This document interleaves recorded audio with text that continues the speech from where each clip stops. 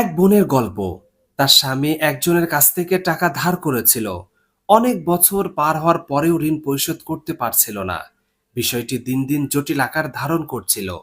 ঋণের বোঝা বেড়ে যাচ্ছিল দিনকে দিন। কোনোভাবেই তারা নির্ধারিত সময়ের মধ্যে তা পরিশোধ করতে পারছিল না। তারা যথাসাধ্য চেষ্টা করছিল, আর ঋণ পরিশোধ করার জন্য কাজের পরিমাণও বাড়িয়ে দিয়েছিল, কিন্তু কোনোভাবেই কোনো কুল কিনারা করতে পারছিল না। ঠিক সেই সময় তারা এও জানতে পারল যে ঋণ কোনো ছোটখাটো বিষয় নয়। ঋণের ব্যাপারে শরিয়ার অবস্থান খুবই কড়া।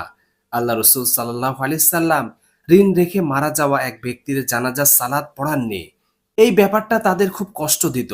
তারা দুজনে হতাশায় ভুগত, আর হতাশার ছাপ তাদের প্রত্যহিক জীবনের চলাফেরাতেও স্পষ্ট ফুটে উঠত।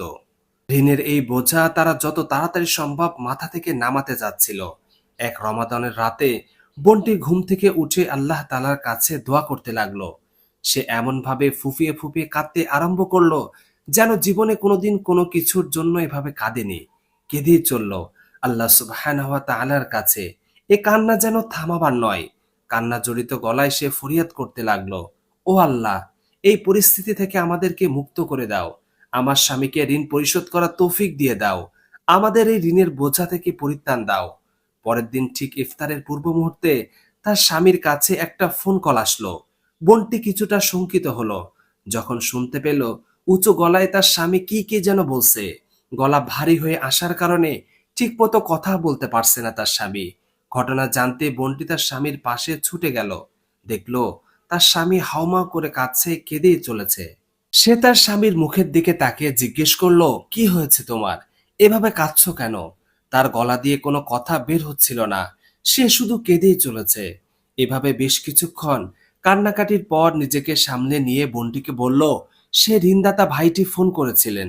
তিনি বললেন যে তিনি আমাদের ঋণ মকুফ করে দিয়েছেন। আমাদের আর ঋণ পরিশোধ করতে হবে না। বোনটি বরফের মতো দাঁড়িয়ে রইল। নিজের কানকে বিশ্বাস করাতে পারছিল না সে। এতদিনের ঋণের বোঝা মাত্র এক রাতের দোয়ার কারণে নিমেষেই ঘাট থেকে নেমে গেল। তার মুখ থেকে আল্লাহ তাআলার প্রশংসা বের হয়ে এলো, আলহামদুলিল্লাহ।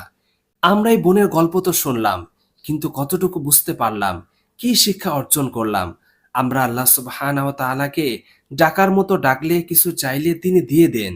চোখে আঙ্গুল দিয়ে দেখিয়ে দেন যে বান্দা, তোমাকে আমি দিলাম। তাহলে আমাদের কেন এত হতাশা?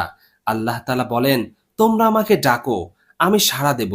এটা আল্লাহ সুবহানাহু ওয়া তাআলার ওয়াদা যে তিনি দোয়া কবুল করবেন। তারপরেও আমাদের হতাশ হবার কি কোনো কারণ থাকতে পারে?